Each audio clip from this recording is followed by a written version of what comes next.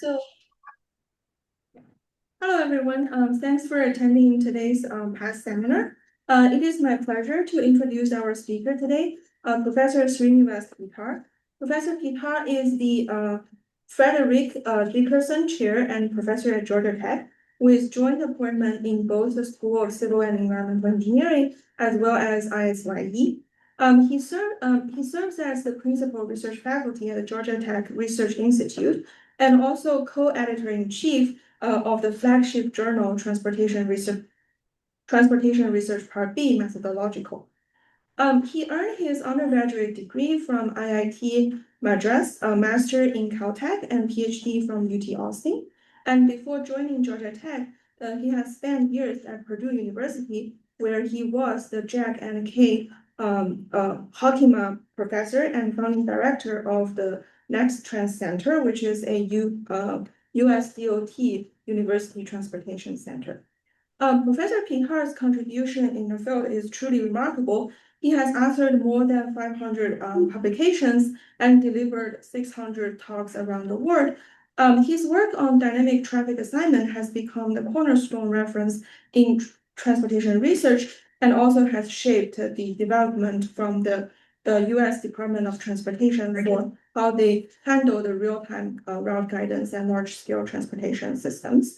He has won many awards and honors, and the most notable ones including the Informs TSL Dissertation Award, NSF Career Award, and also the ASCE Research Prize. So please join me in giving the warm welcome to Professor Peeta, and the floor is yours. Thank you. Thank you. Thanks, Mansi. First I wanted to thank UC Berkeley and PATH for giving the opportunity to give a talk here.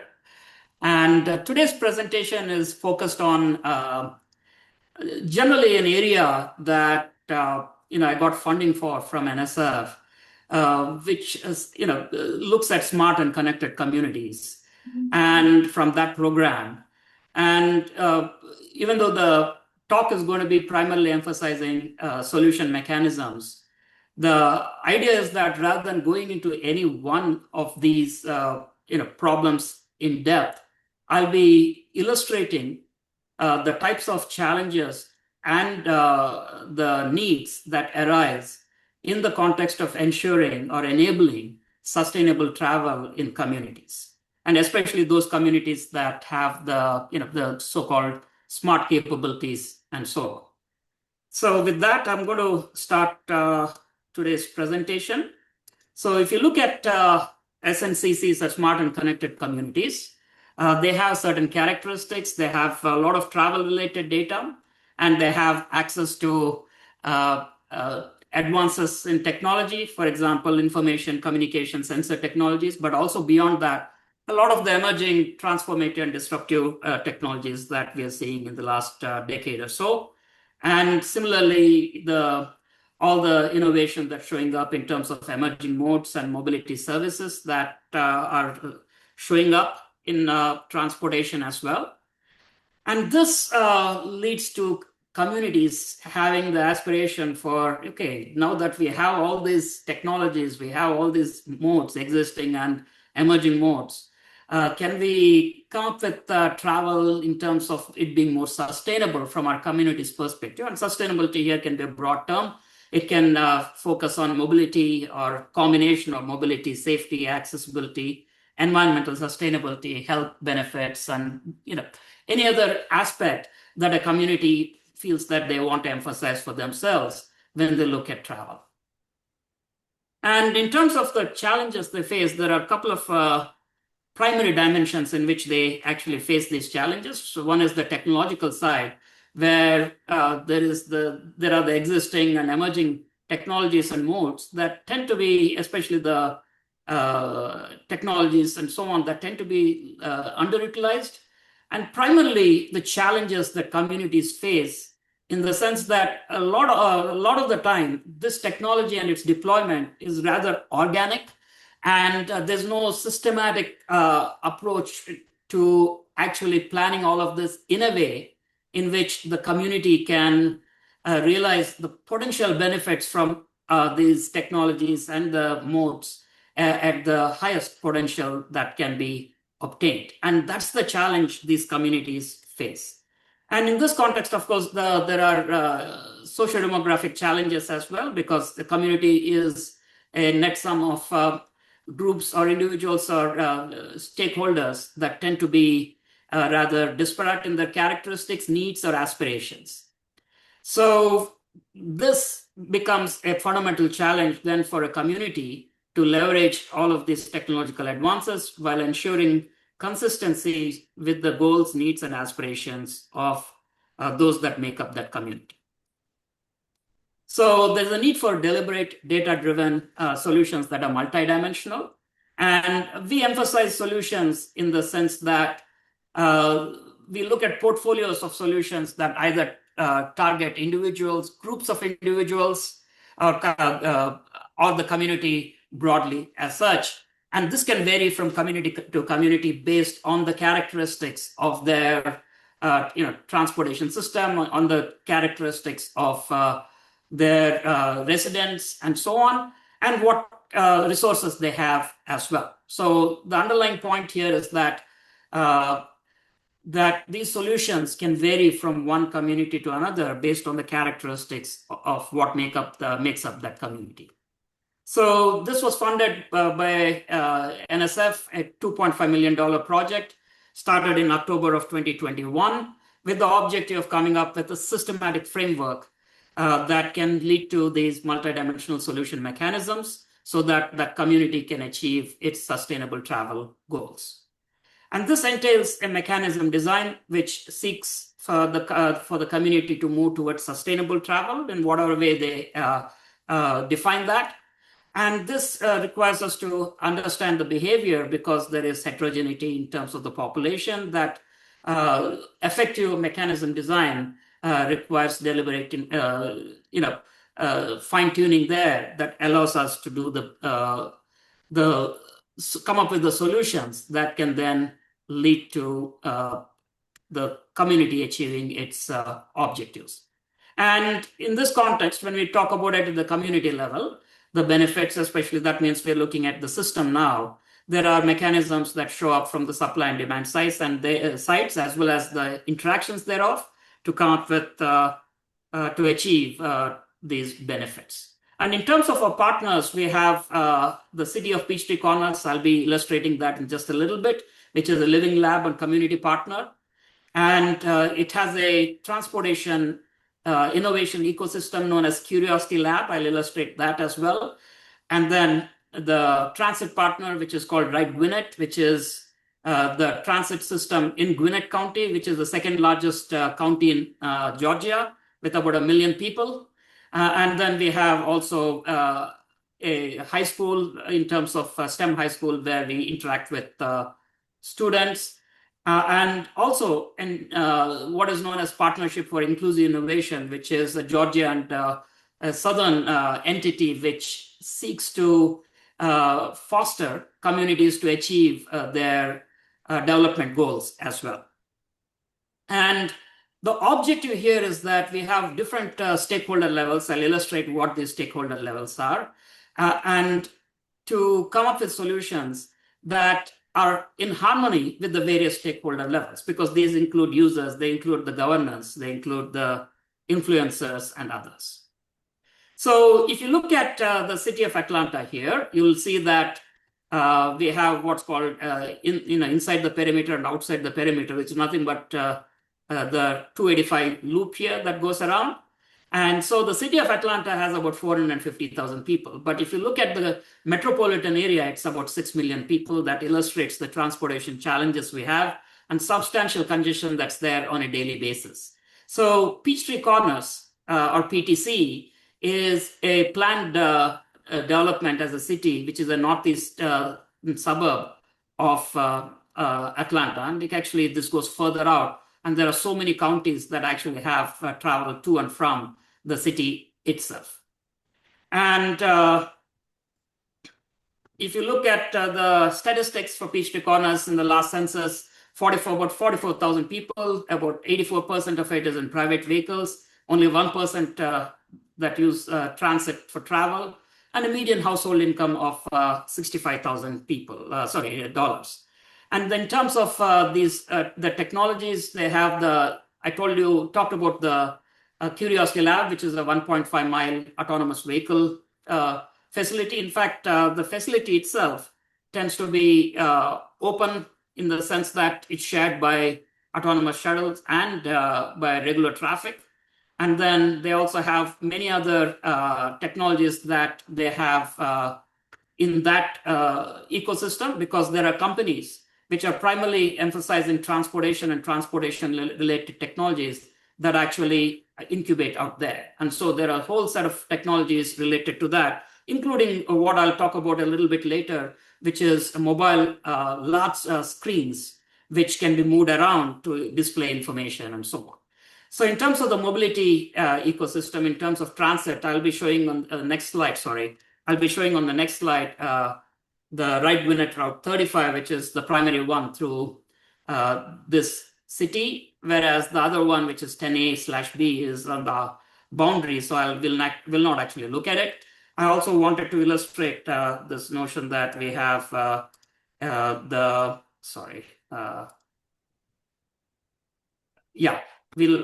let me see if I can get it to work. Yeah. So this is the autonomous shuttle that actually operates initially at much lower speeds, but it has stops along the 1.5-mile stretch in both directions. And you see the barriers in the past, they're not there anymore. So they're actually facilities which are shared by both regular traffic. So it's an open facility in that sense. And of course, there are also micro-mobility modes out here. And if you look at the PTC mobility ecosystem, we have the boundaries shown in the pink there. The autonomous shuttle stops here are shown in the blue stars here. Whereas if you look at Route 35, which is the main transit system here, route here, it actually goes to some of these areas out here. And then there are a bunch of apartment complexes that are shown in green circles, and then grocery stores that are shown in yellow or lightish color green circles. And then beyond that, if you see the various shades there, the darker shades imply higher median income in those tracts, whereas what that illustrates is on the southern side, you will have slightly, relatively speaking, lower income, whereas if you look at the northern part of it, relatively higher income. And this is the downtown area where there's a lot of activity in terms of mall and so on out there. Now, to illustrate the spatial heterogeneity, if you look at the southern part here, it constitutes 45% of the population, relatively lower income, multifamily apartment buildings, several grocery stores, but there are stores that are particularly important that cannot be reached very easily, especially for people who don't have their own personal vehicles. So you'll see that Route 35 is partially available here. Whereas if you look at the other side, you have 35% of the population with relatively high income, but you'll see that transit deserts are there, which means that they have substantial dependence on car. And they're typically single-family households. And so this provides us with a nice opportunity for a living lab to test out the framework, which is in some sense, when we come up with the framework, which I'll be talking about next, it's pretty agnostic in the sense that it can be applied to very different communities in terms of their characteristics. So the idea is to come up with a framework which can be transferred, which can be taken by those communities in terms of full ownership, and then they can try to meet their specific sustainability aspirations and how there are dynamics that show up over time and needs that change with time as well. So in that sense, the PTC's heterogeneity in terms of the various types of stakeholders, mobility options, travel needs, provides us with a nice living lab here to test or try out the solution mechanisms. So in terms of the stakeholders, we have users that are typically city residents or those who use the facilities in the city, governance are the city officials, the chief technology officer, and the transportation engineers. The providers, the mobility providers are the transit agency, right, Gwinnett, and then there are multiple shuttle operators, micro-mobilities, services, and then, of course, we also have transportation network companies that operate. And then we have information service providers as well. And then finally, there are these big entities that can influence sustainability in transportation as well. I talked about the Curiosity Lab, which has its own ecosystem, the Chamber of Commerce that deals with the businesses in the area, then the various schools, and also there are large employers that can be reached out to test out solutions. And if you look at the city infrastructure, there is infrastructure and data that's owned by the city related to either cameras, locations of facilities, GIS-based spatial data repository. But there's also stakeholder data that we get in terms of users using surveys, field studies. We have done workshops, focus groups, and also socio-demographic characteristics. And mobility-related data from the AV shuttle, from the RideWinect in terms of ridership, and then various GPS APIs related to locations of these buses and others. And then there is public data that we obtain from the internet or other sources on road networks, safety-related ones, traffic, weather, and so on. And I want to illustrate that here to illustrate the complexity that communities face. This data tends to be multi-source. If you see here, you have data that we obtain from the city, from Georgia DOT, from Open Weather, from here, from census data, and so on. So there's multiple sources from which we get data. And as you can see, some data is discrete, others we get on a daily basis, some others hourly, and some real time. And then there are multi-resolution in the sense that some are at the level of a link intersection, some are at the level of a city block or census tract. So there is multiple levels even spatially as well. And that illustrates the challenges that cities face or communities face in terms of integrating all of this information, which is both quantitative and qualitative, to visualize information that can be particularly meaningful and beneficial in terms of leveraging it for coming up with sustainable solutions. So part of what we have done is build this visualization platform by fusing data, and then that allows us to then do real-time analysis. And an example of that was what you saw in one of the previous slides related to the community as well.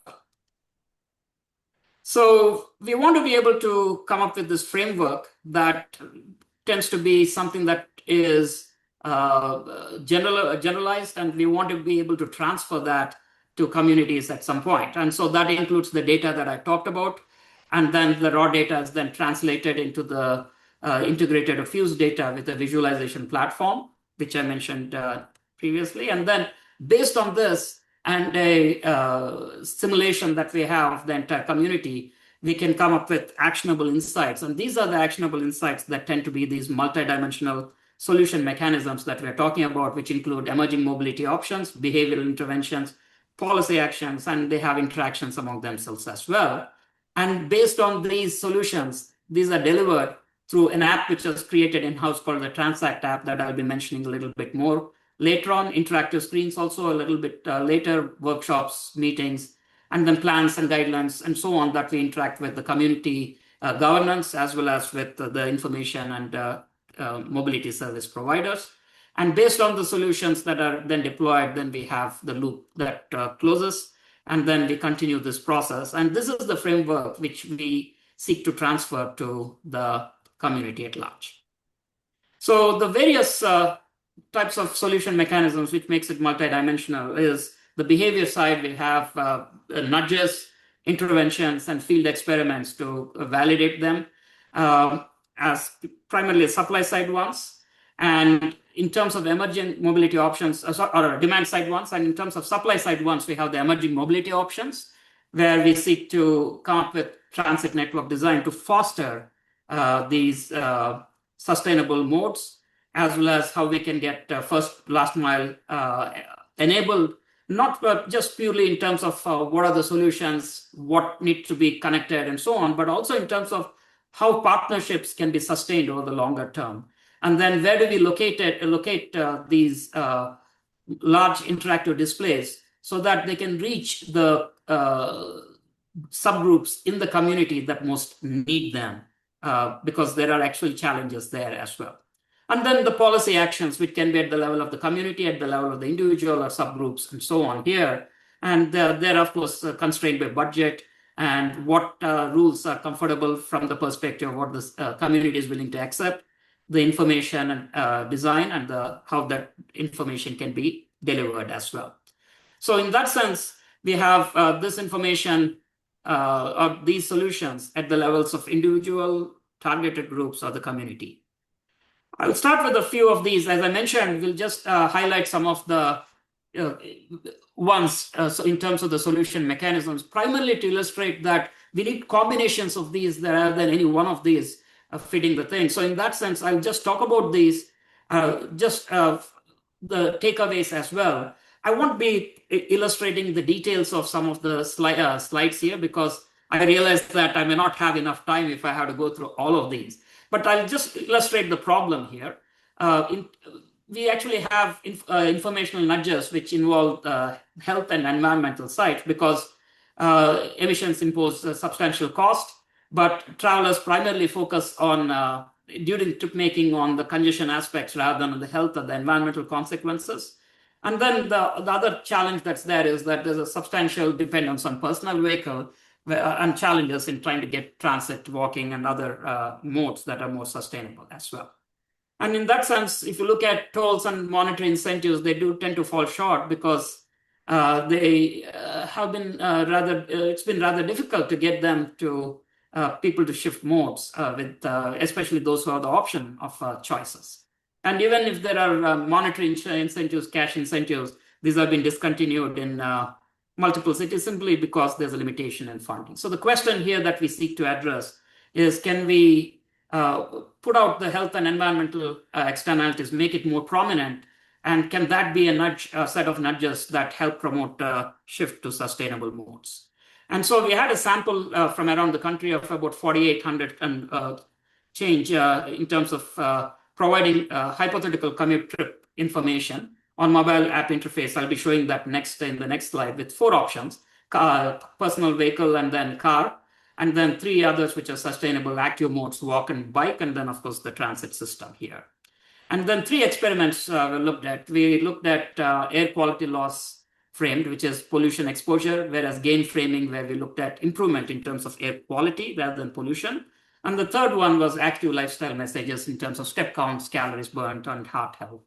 And we provided nudges that looked at personal gain versus personal gain and what it meant to the community in terms of benefits as well. And related to this, just as examples here, you can see personal appeal to walking in terms of completing a certain set of steps, while taking the buses, the personal community appeal in terms of how that limits the exposure to pollution. And then in terms of personal appeal, where they take a bike in terms of calories consumed. So these are just examples of some of the treatments that we had in terms of behavioral interventions as nudges. And if you look at the main takeaways here, they are the following. If you look at air quality messages, they increase the likelihood of choosing the sustainable modes because they make the health risk prominent, especially at the point of choice. And if you look at active lifestyle messages, they promote walking because they provide tangible quantification of benefits. So that is something that people can relate to in terms of the number of steps that they would gain, or in terms of how many calories they burn, and so on. So here, when you look at this slide here, the odds ratio, anything greater than 1 indicates the higher likelihood of choosing sustainable mode. So 3.3 implies 3.3 times that of the control group, where respondents didn't receive any interventions. And then we also noted that with community appeals, we had slightly higher message relevance as opposed to personal ones, 66 to 55%. And the key point that I want to emphasize here, again, is the key takeaway message from this presentation, and that is we want to target different subgroups using different types of mechanisms. Here are these nudges which focus on health and environment side. If you will see the urban residents and those who are more health sensitive, they, especially those, they feel they're more affected by pollution and so on. So the loss frame, air quality, and community appeals, it tends to be a mechanism that provides a good nudge. because they feel that messages related to air pollution exposure and so on are much more relevant to their health or well-being. Whereas if you look at younger adults, it illustrates that environmental framing becomes particularly persuasive because of their concern for environmental impacts. On the other hand, these nudges didn't have as much in terms of impact for longer commutes, because longer commutes imply that they need alternatives in terms of time and cost that tend to be comparable, and that is something that simply just using nudges is not sufficient to get people to shift over. And similarly, for rural or suburban areas, the challenge was that their alternatives were rather limited. And so nudging has a limited effect in terms of getting people to shift there as well. So the key takeaways in terms of policy is that when we incorporate, we need to incorporate nudges into existing mobility apps, and they work best when there are alternatives in terms of transit and active modes, infrastructure that's in place. They tend to be more persuasive. But it doesn't mean that they aid all subgroups. The next one is where we use gamification-based interventions. And here, the problem is that behavioral interventions, there is low engagement with potentially with sustainable modes or only certain subgroups.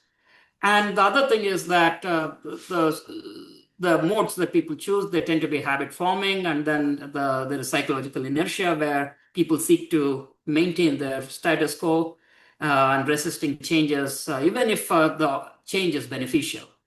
And here, gamification shows some promise in terms of certain context and has been relatively underexplored in the transportation travel mode choice context. So the question here is, can gamification mechanisms grounded in health and environmental benefit metrics allow us to strengthen traveler engagement with sustainable modes? And we use the same context here in terms of the experiment, but the two experiments we had, one was with badges, and two metrics were considered here, avoided emissions and active health. And badges are at a personal level, so they're more focused on personal goals, so they're awarded for achieving certain targets.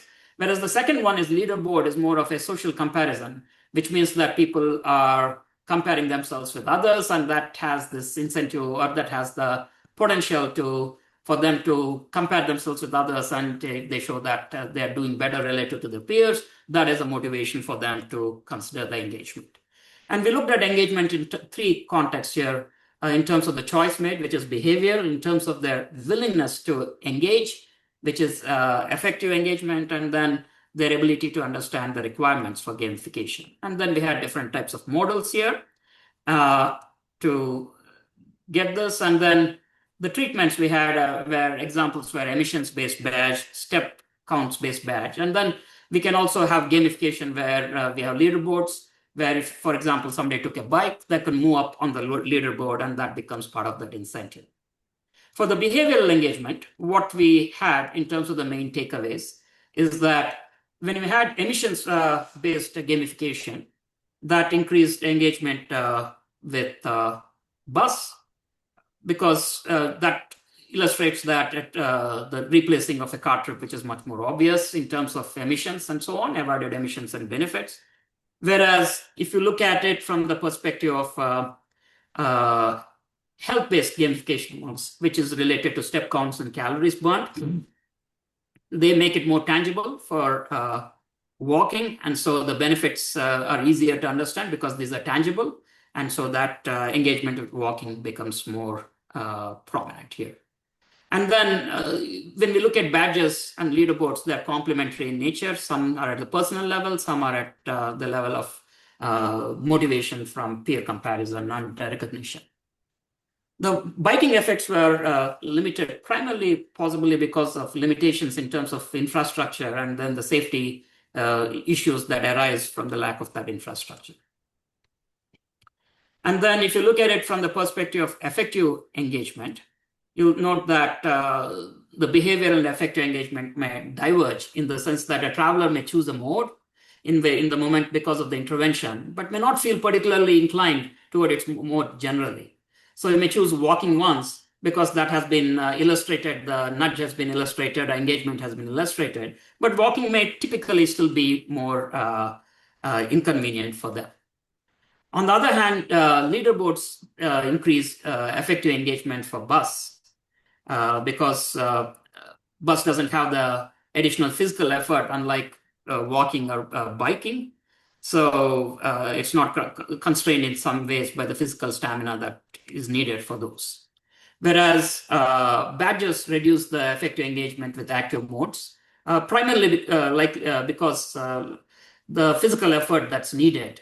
And to illustrate that, for example, getting the first badge when someone, say, burns 50 calories versus to get the next badge, they may have to burn 200 calories, and that may be a disproportionate amount of increase, and it may be more demanding in terms of getting the badge. So if you looked at it from a cognitive engagement perspective, both in terms of badges and leaderboards, people understood the requirements for that. So again, here, the responsiveness varies by groups. So if you look at those with underlying health issues, emission badges tended to be particularly relevant here because emissions harm is tied directly to health. So someone, say, with asthma may view bus as a meaningful way to reduce the exposure for themselves. If there are no underlying health issues, the urgency from the health side is not as significant. So they may not weight that as much.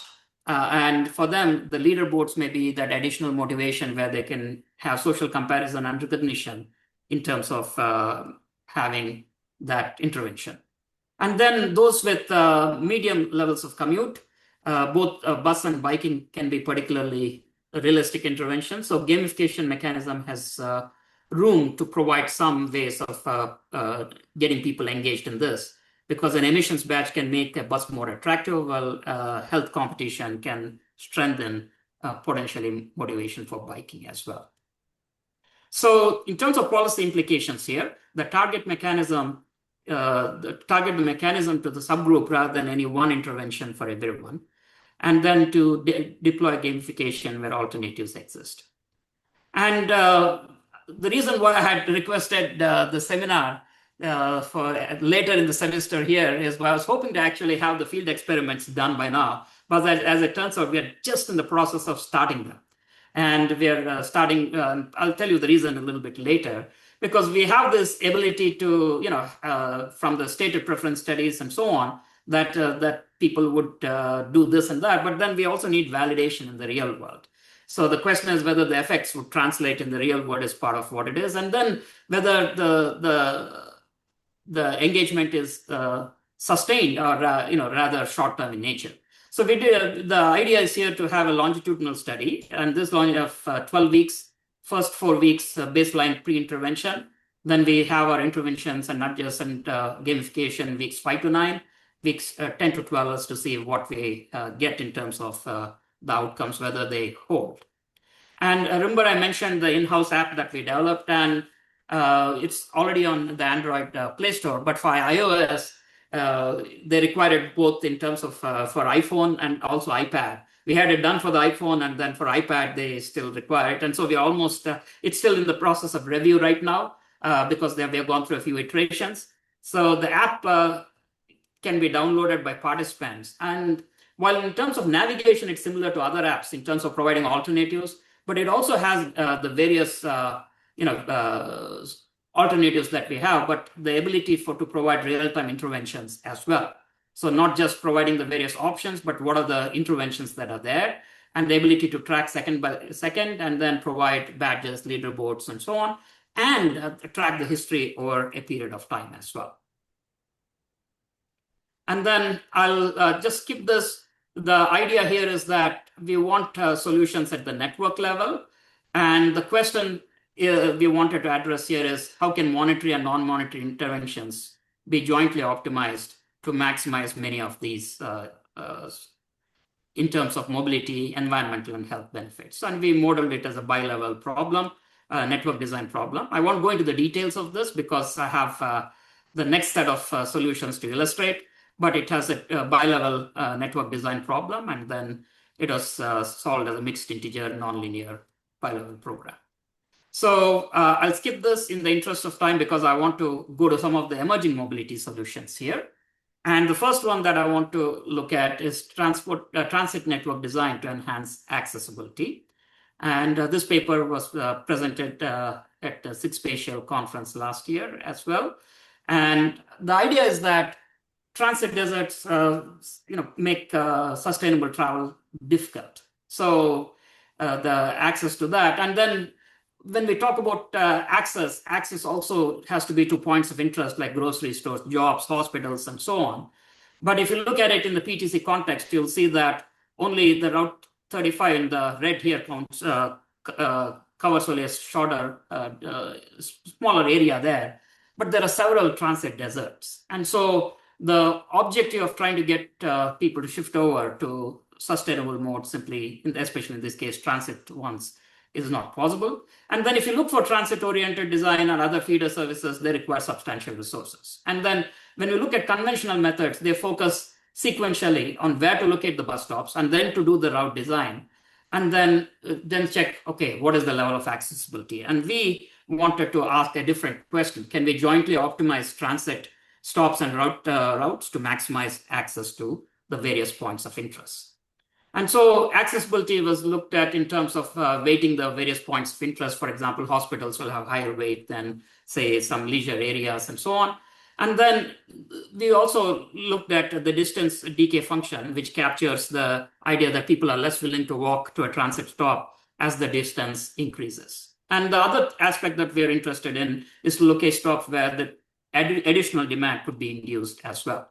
So we sought to prioritize in the objective, we wanted to maximize this accessibility by identifying where to locate stops and then to identify which links will they form as part of the route for the buses.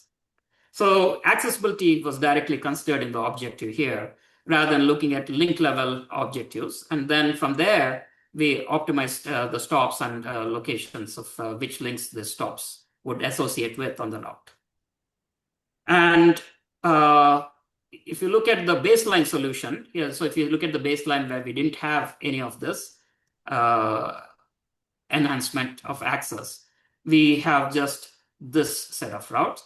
And then here it says optimal routes. You see now in green, blue, and other colors here, how we are now able to extend it based on the budget that's available. And so depending on that, if you see the yellow here, which is the baseline, and then the green, which extends the transit service coverage substantially, what you'll notice with a lower budget or a higher budget, we just considered budget, lower budget of 0.5 million and a higher budget of 1 million. What you'll notice, even in the lower budget case, we have accessibility enhanced by about 107%, and when you have the higher budget, about 200%. And then in terms of balance, you'll see that the distribution is much more balanced in terms of access as well. So from a policy standpoint, use accessibility as a design objective and prioritize expansions, especially in areas where there are transit deserts. And not just transit desert, but where there are destinations that are particularly important in such transit deserts as well. So even with whatever budget we can generate, there can be ability to enhance the accessibility. And then the next thing is related to partnership mechanisms. Remember, I mentioned here, it's not sufficient to come up with solutions which talk about first mile, last mile connectivity, but also the ability for these past partnerships to endure. And that is the problem we were addressing, because if you look at pilot studies, many of them have heavily subsidized public-private partnerships. But once the money ran out, this subsidy burden was too much. And so these turned out to be short-lived pilots. So the key point is transit agencies want to increase ridership under limited budgets, whereas private mobility service providers or MSPs seek to enhance profits. The question here we addressed was, how can a public transit agency form first mile, last mile partnership with mobility service providers to expand connectivity while remaining feasible with budget and making it attractive to the private partners? And so we looked at the leader as the transit agency in a Stackelberg leader-follower framework structure. And we want to maximize the number of multimodal trips. And then there are contracts that the transit agency has with the various partners. and it anticipates the responses of the various partners. Whereas the partners are focused on maximizing profit, but only they'll participate if the profit is possible. And so in terms of what we had here, we had a 10-zone agency with one transit and agency and 3 candidate partners. And then 100% initially was served by door-to-door modes, such as private cars or non-subsidized TNCs. And if you look here, you'll see in the gray as the baseline, which is based on the pre-partnership options. And then we had a demand of 2,500 potential multimodal trips across the network. And then when we use the integrated partnership, we note here that in all cases, we have the total vehicle miles traveled reduced. And so 23% reflecting that there is a shift from door-to-door travel to multimodal trips, include transit. So in terms of that, the increase was 53.8% related to the baseline. So with subsidies and then expanded ridership, we note that the partners do not experience any decline in profits. So again, we had to avoid one size fits all, and this may be more zone-specific partnership that may be meaningful for different types of partners because different zones have different characteristics. The last thing I wanted to mention is where we locate the screens. Remember, I talked about these large mobile screens that are there. And the reason why this becomes particularly important is because there are groups in the community which don't have access to smartphones because they may have limited income, they may not have access to Wi-Fi, or those that are digital literacy challenged, for example, older people. So they may restrict themselves from using all the smartphone-based options that are available, and so to use transit and multimodal services. So where can we locate this interactive screens so that they're accessible in terms of information now rather than travel services? We're talking about the information related to travel services. And so existing approaches focus on areas that are high footfall areas because they emphasize system benefits or efficiency rather than reaching those that most require it. And that is part of the challenge. So if you look at it in the Peachtree Corners areas, you'll see that most of these displays were located near transit stops. So the question was, can smart screens be placed to improve transportation information access while balancing also the efficiency and fairness options? And so we break the city down into census tracts, and then we look at 2 cases. One case is to maximize social welfare, which means that the system level. The second one is, can we also do it in a way which also increases proportional fairness, that is, zones that have more need. And so in terms of the solutions themselves, if you look at the one that optimizes the social welfare, it puts all of it into a tract called 503.15 because it combines the highest population and the strong access to transit, to grocery stores, apartments. So in the real world, investing in this tract marginally adds to the benefits at the greatest level, even though the allocation is highly uneven. See the other tracts that are there, which hardly have one such interactive display. On the other hand, when we went to the proportional one, fairness one, there's another tract that actually stood out because this is where there was substantially more need because of the characteristics of that tract. And then you'll see that other census tracts also have more. So it's a little more balanced compared to the one which only looks at social welfare as well. So the placement decisions are based on key points of interest, socio-demographic differences, and to reduce the transportation information deserts, not the transportation travel deserts.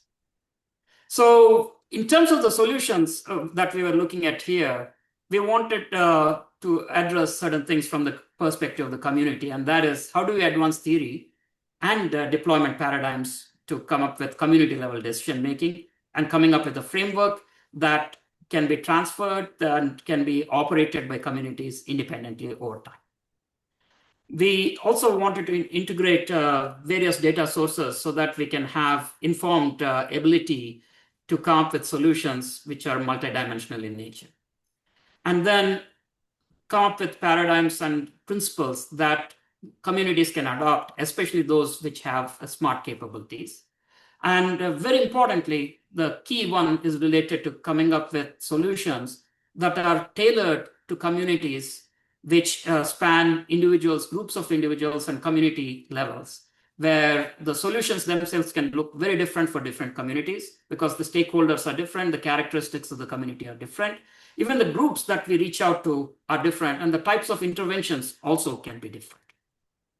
And in terms of conclusions, we have opportunities and challenges with smart and connected communities in terms of technologies availability, in terms of emerging modes and existing modes, the ability for comprehensive data, but that we have heterogeneous needs as well as multiple stakeholders.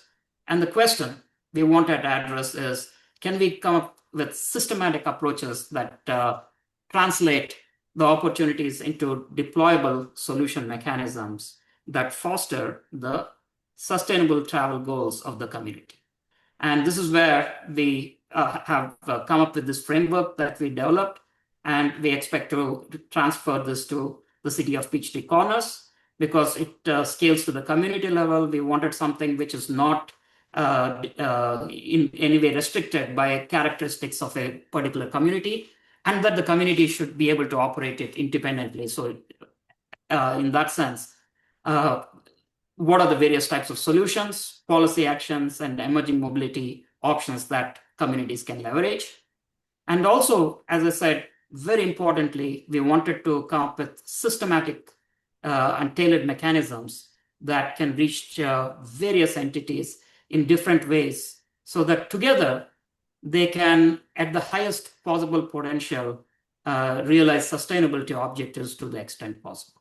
And with that, I wanted to also recognize the various team members, my co-PI, Dr. Asansio from School of Public Policy, Kibria, who is a senior PhD student from ISYE, also postdoc Sohela, and then students Rupa, Yufei, Yuming, and Yifan. Wonderful. Wonderful. Thank you. Thanks so much. This is so interesting. There is a question in the chat. I think there are two questions. So I think one is from Eddie, right? So Eddie, can you unmute yourself and maybe just directly ask the question? Okay, or I will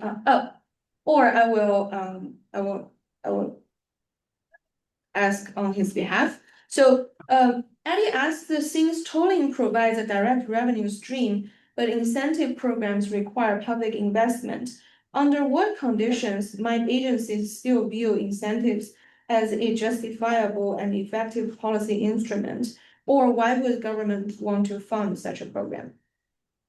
Okay, so the question is, tolling, provides revenue for, government. So there's a philosophical aspect that we were looking at here, because, of course, tolling is, when you penalize people, because you want to get things under control. So that's one way it's been tried and so on.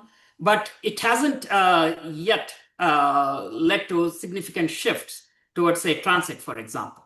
Okay, so part of what we were interested in is if we can look at the problem from the flip side, where we look at it as incentives and then explore a whole portfolio of incentive types rather than just a monetary one, could that provide us with additional, if you want to call it, tools to push create some more of these shifts towards these sustainable modes? So that was the starting point in terms of why we wanted to use it. Now, if a public agency or government, if the idea is that they want to generate revenue, of course, you can do it as tolls, but that is viewed negatively if you look at it from the perspective of the residents and so on.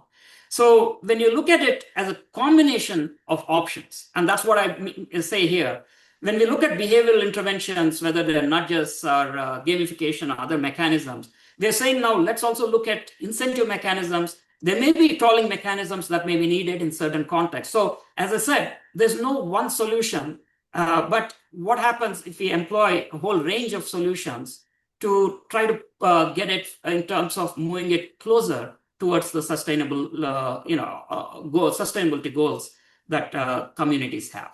So in terms of whether governments fund, yeah, part of what we said was exactly that. Government funding is not if a government has to fund these incentives and so on, the programs are not going to be sustainable, which is why we needed to go to this other non-monetary incentive mechanisms or interventions and see to what extent they could be used to nudge people to do those shifts. I have three questions.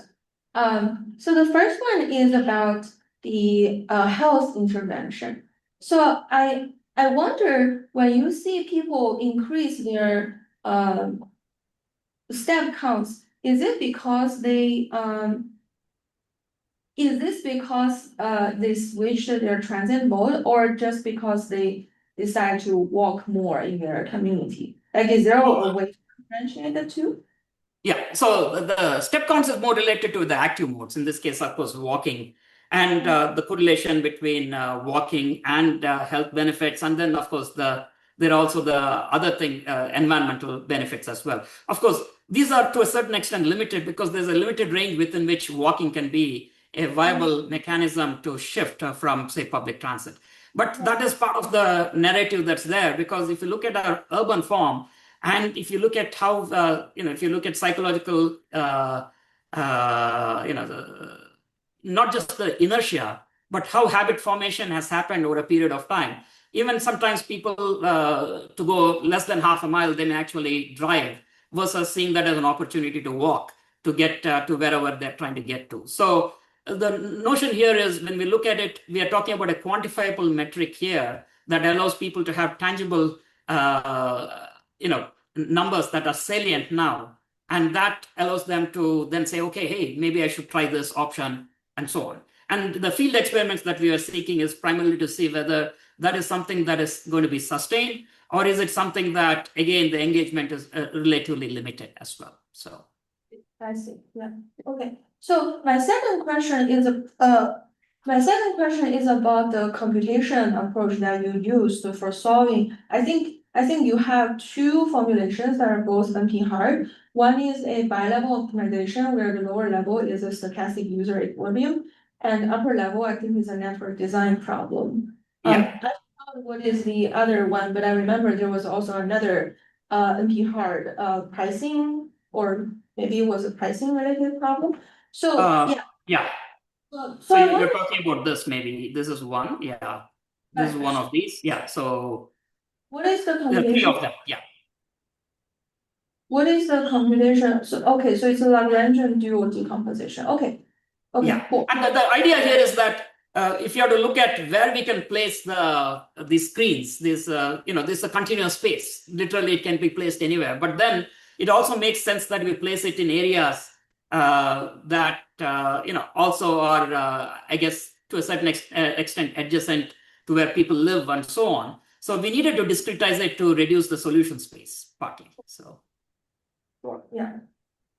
Yeah. Okay. Great. So my third question is about the incentive design for integrating the MSP with the public transit. So my question has two parts. Like, the first one is, do you consider the strategic competition between multiple MSP?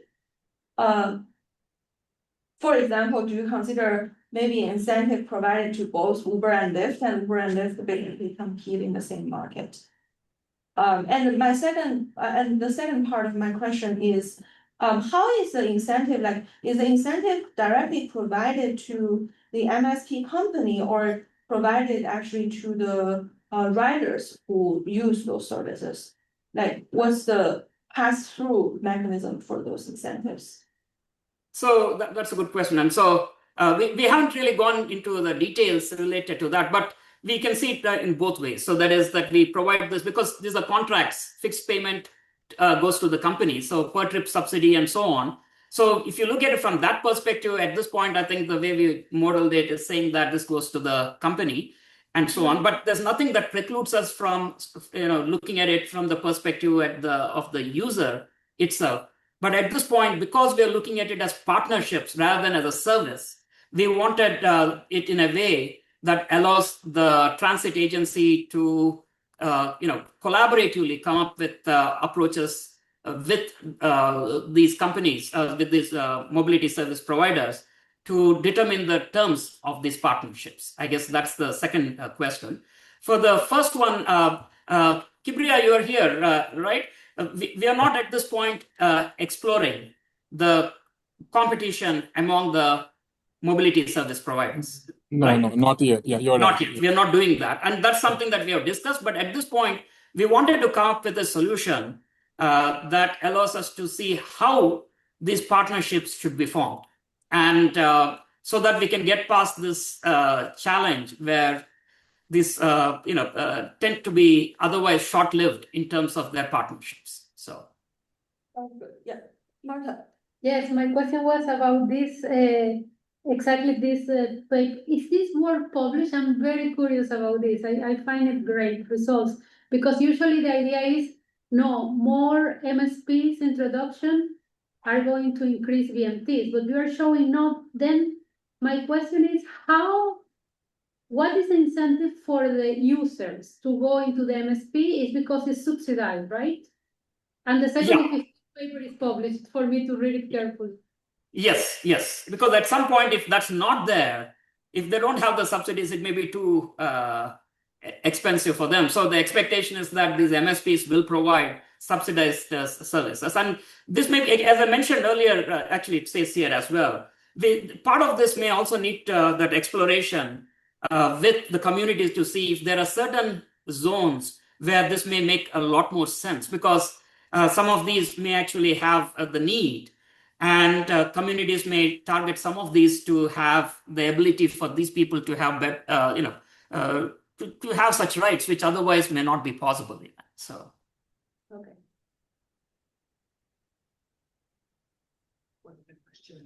Okay. There was one other question on the chat. Yeah, Okay. Wei, are you still online? Okay, there was a question about framework is presented using a specific city as a living lab. What features make it generalizable and transferable to other community contexts? Or how would some of the mechanism change for a city that is very different? For example, in terms of common available technologies. okay, so the framework is agnostic, and that's why it was very clear about that upfront. We just use the data for this city to illustrate certain points. Other than that, this framework is not dependent on the PTs, in this case, the Peachtree City of Peachtree Corners. Okay, so the point we were trying to make here is that if you try to look for this sustainable travel goals that communities have, there are multiple challenges and there are different aspirations that are there, and these may change also with time. And we do not look at it as a one-dimensional approach to try to get it to that sustainable travel. We need to approach it from multiple dimensions so that cities or communities have the flexibility to adopt different types of solutions based on the characteristics of their community. So in that sense, this is generalized and it is transferable. There's nothing here which is hard-coded for this particular community. So asking a different question, if you look at this community here, we illustrated that there is that spatiotemporal variability that brings this question into play. On the other hand, we may have a community which is a lot more, if you want to call, challenged in terms of its ability in terms of tax base and so on. It is so in those communities, some of these solutions may be much more dominant compared to other solutions.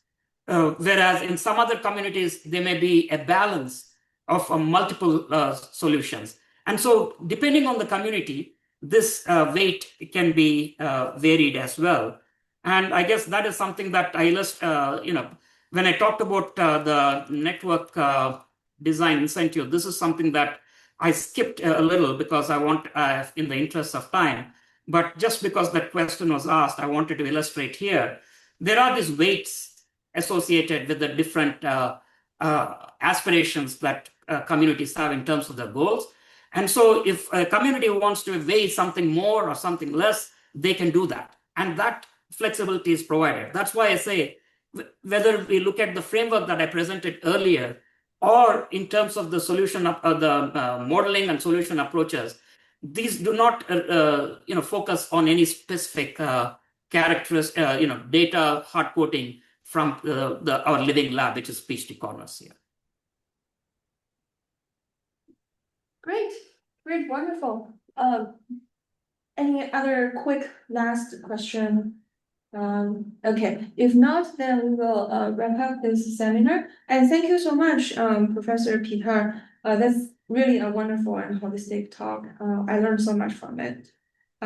Thanks everyone for attending, and thank you, Srinivas, again. Thank you. Thank you again for the opportunity to present today. If you have any questions, please don't hesitate to reach out to me. We'll have multiple papers from this, hopefully, that we can reach out. But we have some conference papers already that are published here. So if anybody is interested, please just reach out to me. I can forward them. Very inspiring. Very inspiring. Thank you. Thank you. Thank you.